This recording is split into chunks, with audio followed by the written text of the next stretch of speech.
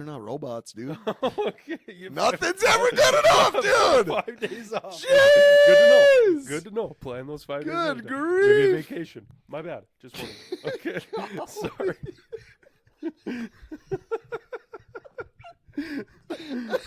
Okay. All right. No, Oh, I like man. that though. Nothing's ever good I enough. like that.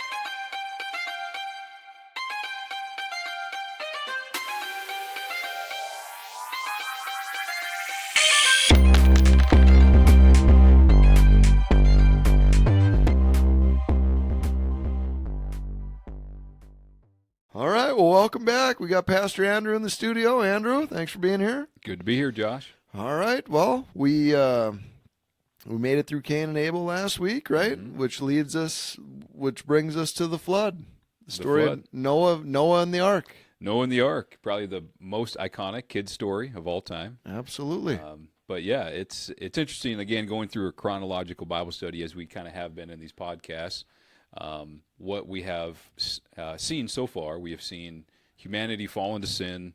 Of course, we saw creation, then the fall into sin, the Cain and Abel kind of showing some of the effects of that sin. And but now the flood is a time in history that is pretty fascinating. The Bible describes that the earth before the flood was filled with violence. And it says the thoughts of men were on evil continually. Yeah. There was nothing good. Sin had taken over, and it was running rampant. And so much so that Genesis chapter 6, the Bible talks about God looking at the condition of the earth and was grieved that he had created humanity because of what sin has done. So this is a story that, you know, the more you read it, the more you see the depravity of humanity. And but the silver lining was the Bible says that Noah, one man on the earth, found grace in the eyes of the Lord. So this is the spiritual principle about the story of Noah and the ark, is that God will never and does never destroy the good with the evil, the righteous with the wicked. So this is what we come to know about, you know, as we kind of dive into the Word of God, is that God does judge evil. There is a judgment of unrighteousness, but Noah found grace in the eyes of the Lord. So thank God for grace. Yeah.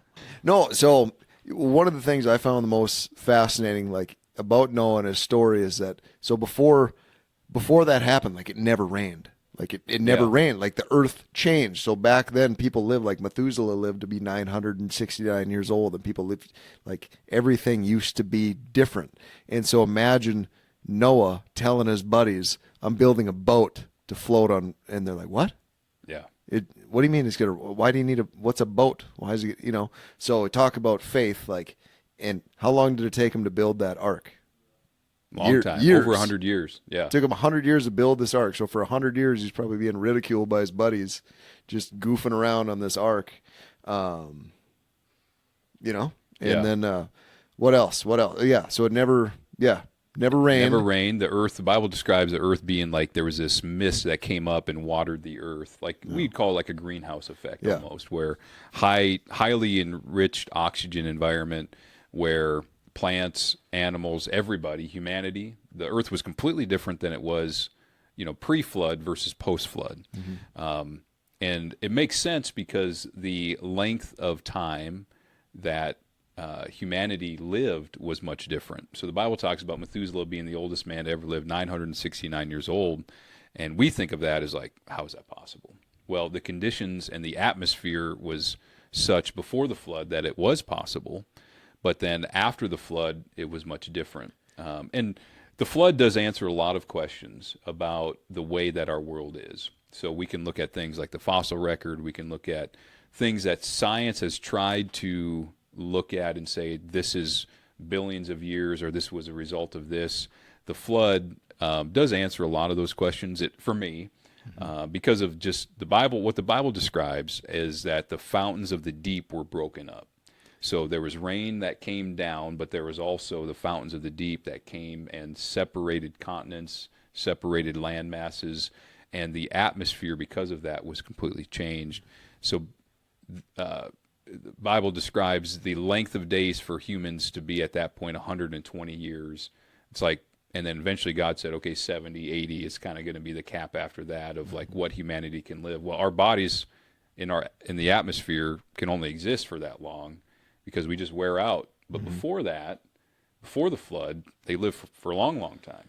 That's wild. And then too, a lot of, like, I remember watching Joe Rogan. I think I sent you the clip where he's got like this archaeologist on there, and he's talking about like, yeah, the Earth must have gone through this like catastrophic, extreme thing, and it was like that points that, I mean, A lot of ancient civilizations point to a flood story. Yeah. At some point in time, they go back to a flood story, and there's a lot of evidence for it. And the deeper you dive into it, the more you see of it. But really, what it was a picture of, again, a part of the narrative of the Bible. That's what we've discussed in these episodes. Is like the Bible as a whole is a narrative, and there's certain aspects that you can look at and say, oh yeah, that's part of the story. Well, the flood just gives us a little bit of insight into a couple of things about God. One is judgment.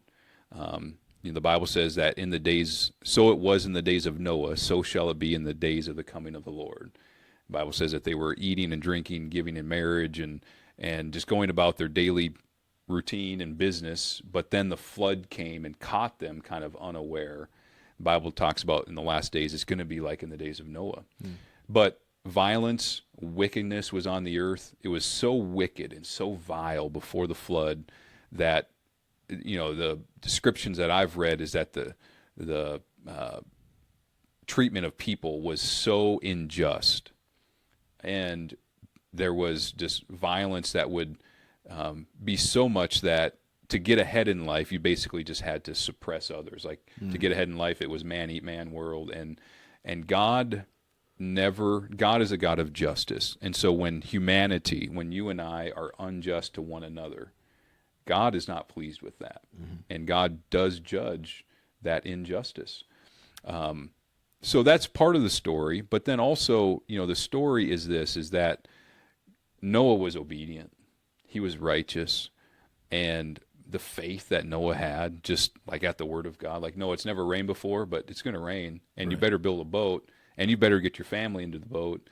That's why it's so powerful. Peter, the book of 1 Peter in the New Testament, describes what Noah did and said Noah built a boat to the saving of his family. And the faith that Noah had is like, no, if God said it, it's going to happen. And he was lifted above the judgment of God, literally living in the obedience of God. And so it's another example of just obedience to the word of God. Like, hey, the whole world may think you're crazy.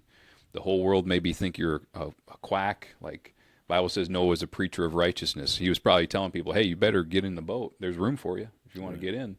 We'll build it a little bigger if you want. But no one did. And just him and his family entered in, and because of that, they were saved. And that's where we get the rainbow. The rainbow. Right? Yeah. So it's God promised. He's like, hey, not going to do that again. Yeah. Never going to judge the earth with a flood like this. It's a promise of God. Beautiful thing. Yeah, and you mentioned like how great Noah's faith was, and it's like, I'm sitting here thinking like, what would I do if I were ever in that situation? Like, would I have that amount of faith? But we kind of are in that situation, aren't we? Like, we know that there is going to be another judgment day. So like, what's our faith like now? Are we acting like Noah? Are we being obedient? How are we living right now? Because we kind of are in that situation, Yeah. Yeah. The big question is what is God asking of us? And are we obedient to it? As Noah being our example is, like, he was obedient and he found grace in the eyes of the Lord. And this is what we've come to know, is the book of Ephesians says, for by grace are ye saved through faith. That's how the saving of Noah happened. That's how the saving of our souls happens. By the grace of God first. Noah found grace in the eyes of God. Thank God for grace. But it says we're saved by grace through faith. So faith is what we do with the grace that we've been given. And it's to your point, Spencer, it's okay, what what do we do? Well, Noah built a boat, and thank God he did.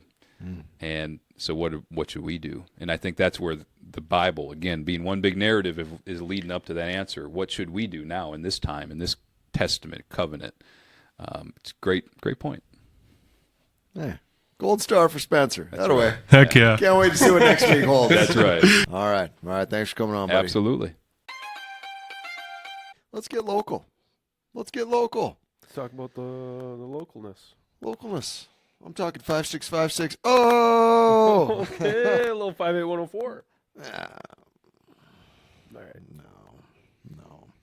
no. Yeah, I want to shout out. So, as a proud owner of a F-150 pickup truck, I spend a lot of time at Ace Auto in Moorhead, Minnesota, and I love that place, dude.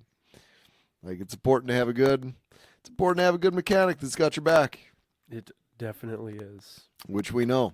And I've owned that thing for a handful of years, and like it was kind of my dream vehicle. So anytime anything's kind of remotely kind of not right, like I want it in there because I saved up a long time and sacrificed a long time to get this bad boy, and I want it running the way I want it running. And I spent a lot of time at Ace Auto, and they always do a great job. They're always good about, finding the time to get in. They don't just do something and be like, oh, by the way, it was an extra $1,000. Sorry about that. Like they always call, and I don't know. I just always like it. I just feel, and I try to do anything to make me feel like I still live in a small town when I can. You know what I mean? So, Yeah. Shout out Ace Auto in Moorhead, dude. Do you know a lot about vehicles or no?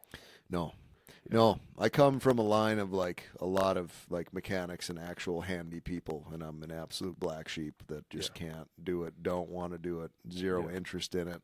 Yeah.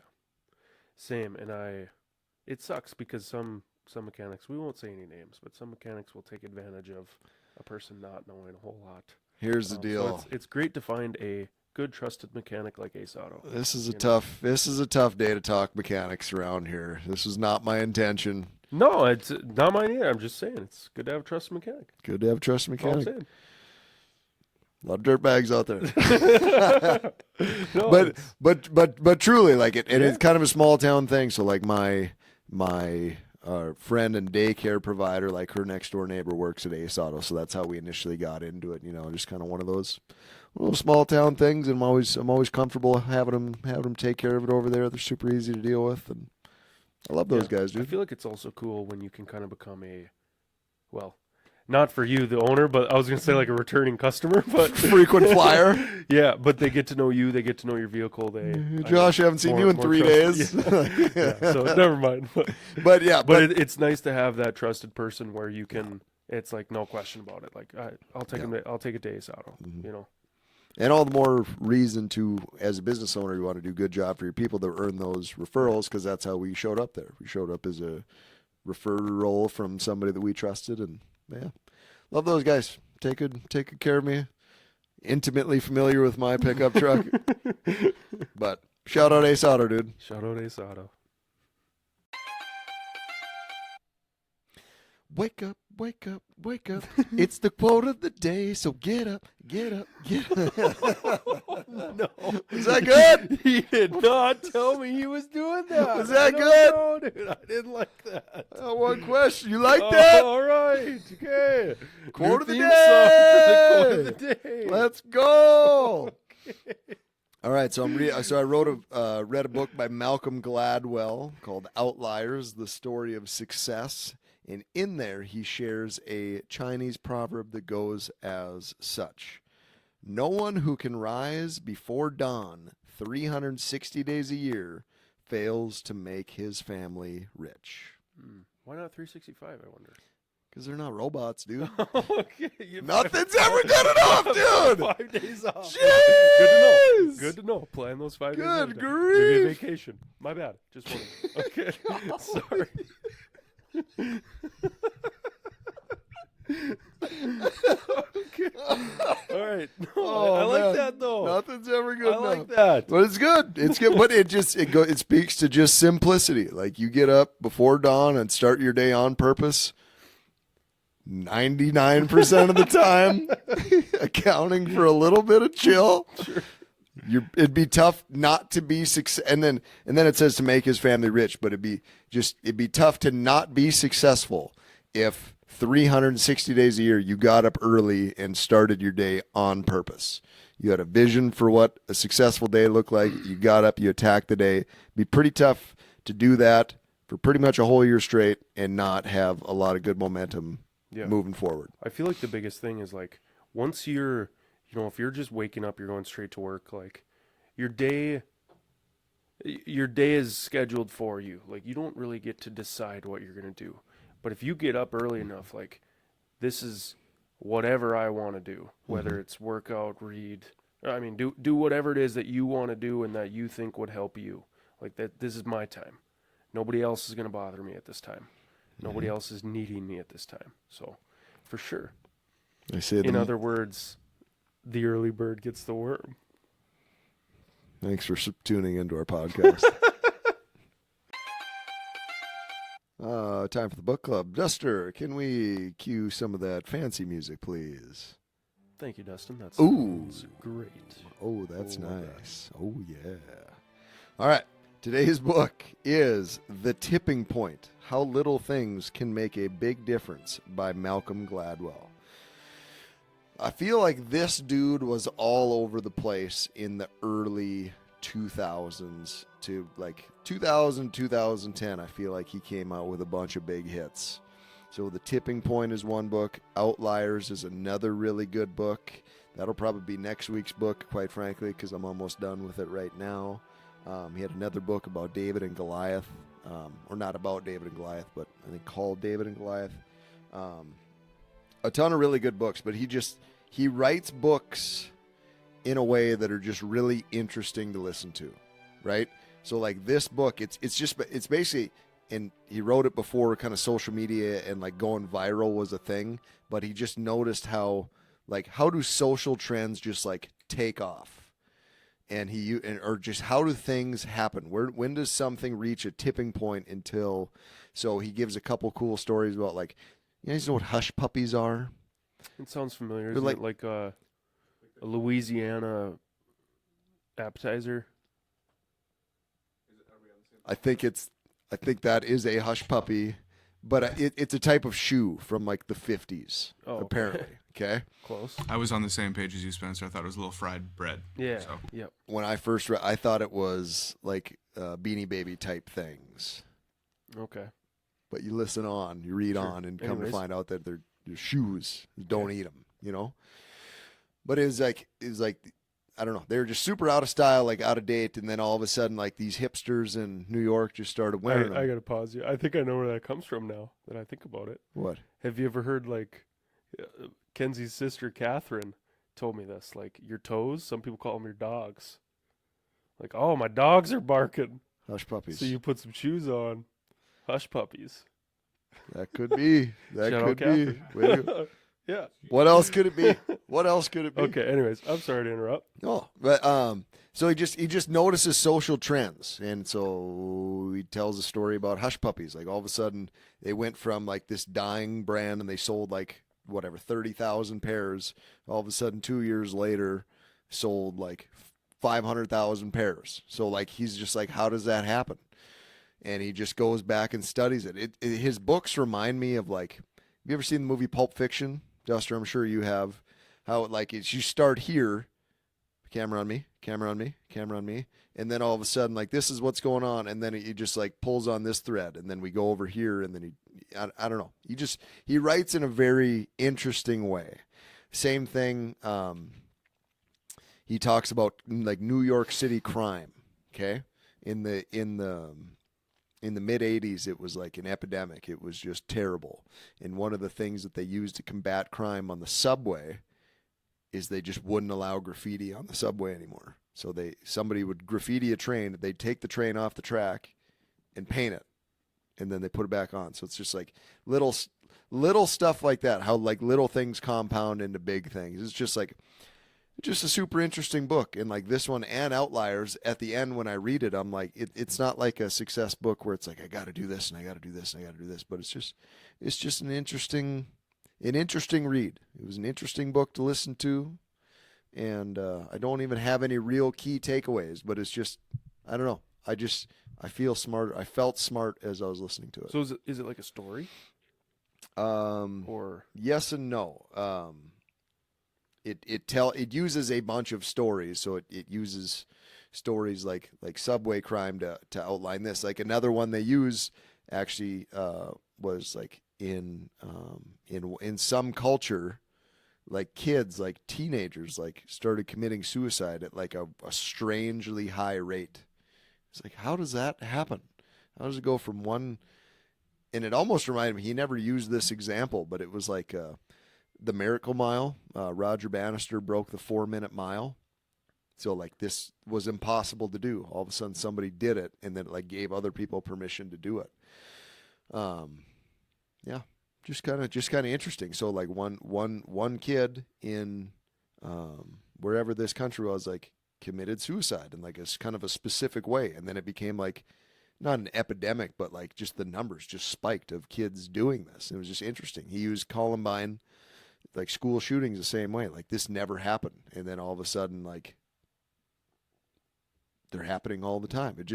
It was interesting, and it's not like it wasn't like like spawned in like a positive way or a negative way. And like the ending takeaway is like, what are the little things you can do every day? Kind of like the compound effect that we talk about a lot. Like, what are things that you could stack on and contribute to tipping in a positive direction? But I don't know.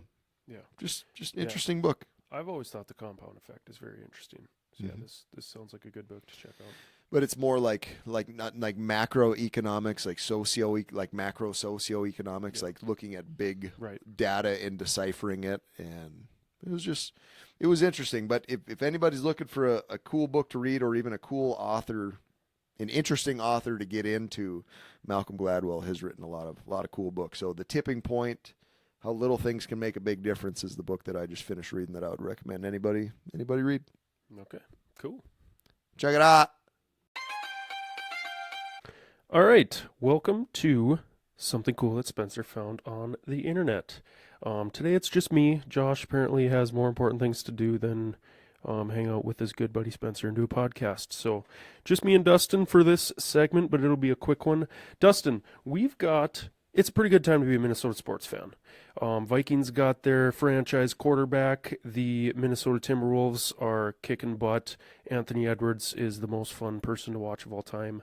And the Twins are on a pretty good winning streak. 10 or 11, I think, now. Yes, sir. I've figured out why. Okay? Tell me more. Let me tell you, okay? So we've all got our our things where, a streak's going. You gotta keep doing whatever it is. Why can't I think of that word? Help me out here, pal. Superstitions. There we go. We've all got our superstitions.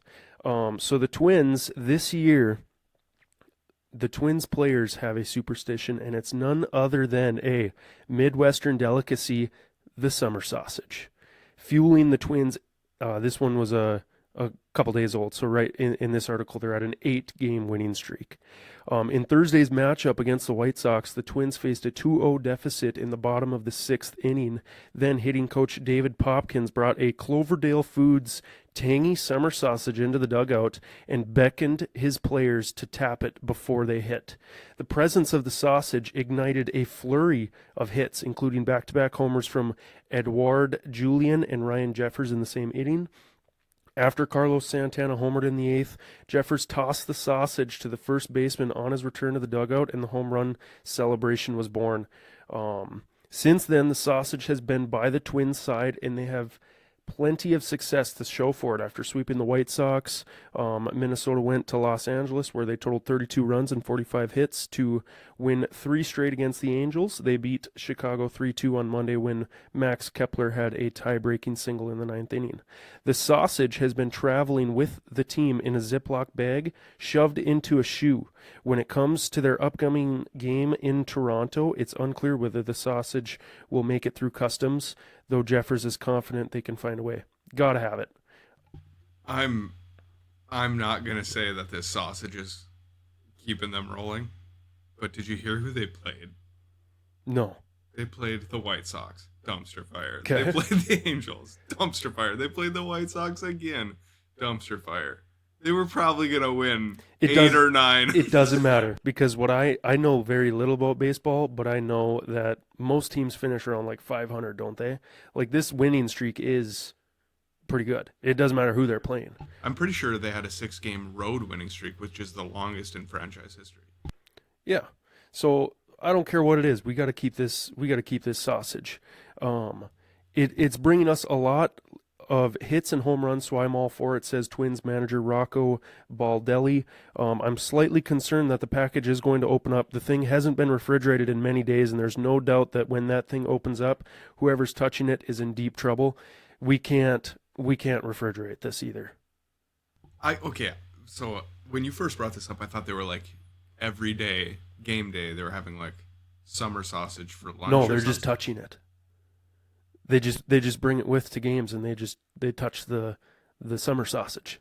So I just picturing Rocco Baldelli holding it up like Simba. Yeah. Exactly, which is why this is awesome, and it cannot stop until they lose a game. So, Jeffers echoed Baldelli. He doesn't want another epidemic. We don't want the Minnesota Twins sausage to start a worldwide crisis. So far, it's hard to tell whether the sausage will supersede the vest in its good luck capabilities. Jeffers said the team hasn't learned enough about the sausage yet, and they need to get more in touch with it to see what it's going to provide them. Do we need to get sausages? I'm all for, if we got to get a sausage to touch too to help them out, let's do it. Now, is this something we can incorporate here in the real estate office? Like every morning in the power up, just pass around the sausage? I think so. I absolutely think there's something we can do with that. Right before lead gen, everybody touch the sausage? Yeah. Whatever it takes. Same, like, I don't know, I've got, you get those superstitions, whatever it is. I usually have them for Vikings. Yeah, like I'll wear the same shirt. I'd wash the underwear, but I'd wear the same underwear. But yeah, if we got to get a summer sausage, we'll do it. The only superstition I've had is like, oh, I forgot to wear some Vikings gear or whatever, and they're on a win streak. I guess I can't wear Vikings gear during this win streak because I don't want to jinx it. Yeah, So, I've had to do it in the past where I didn't watch the game and they beat the team, so now I can't watch the games until they lose, which is tough. But I'll dive on that grenade for the rest of Vikings fans. 2017 was rough for me because I started streaking betting against them, and this is the Case Keenum Minneapolis Miracle year. So game 1, I started betting against them because they didn't have a quarterback. And I lost 13 bets and into the playoffs. So yeah, it was a very financially rough football season. We all need to do our part for whatever fan base we are in. Everyone do your part. I paid good money for that Minneapolis Miracle. There we go. Thank you, Dustin. Oh, well, yeah, that does it for this week's Something Cool Spencer found on the internet. So, yeah, let's all get a summer sausage. All right, welcome to our market update. Josh, how's the market? All right. Why don't I talk about it? Because you've got better things to do. All right. So I was just looking at some stuff here, and I found something that was kind of interesting. So right now, it might be a good time if you're an investor who likes to flip houses, and you buy them for a little bit cheaper, fix them up, and sell them for a lot more. The reason I say that is because homes selling between 200 and 500,000 are what are selling the fastest and for the most amount of money. Okay, so currently active, we have 560 of those homes, and they're typically selling on average in the last 6 months at 99.2% of list price. So people are not really able to beat them up on the price on these a whole lot. So, but I did find this. So under 200,000, which is where you can buy a house that is still got good bones, but maybe it needs some cosmetic updates, fix it up and sell it for for a profit. Currently, we have 74 of those only, so compared to 560, so not a ton under the 200,000. But these homes are selling at 97.4% of list price, so almost a whole 2% better. That's thousands of dollars. These are also sitting on the market a little bit longer. Average on the market is 60 days. So a lot of times, where the multiple offers, where we're seeing those is, 200 to 300,000 or 300 to 400,000. The first time home buyers who are coming from renting, just a ton of demand for those houses. But the under 200,000, we aren't seeing that same amount of demand. So might be a good opportunity to get into one of those houses, fix it up, or even if you're a first-time home buyer, get one of those. If you're handy or willing to put in some work to a house, you can maybe get a good deal on it. But yeah, that is this week's market update. Josh, what'd you think? Thanks, Josh. All right, we'll see you next week. Thanks so much for watching. Don't forget to like, comment, and subscribe for more content like this. If you have any suggestions for us, make sure to leave them in the comments. Until next time, watch for deer, shake your bug.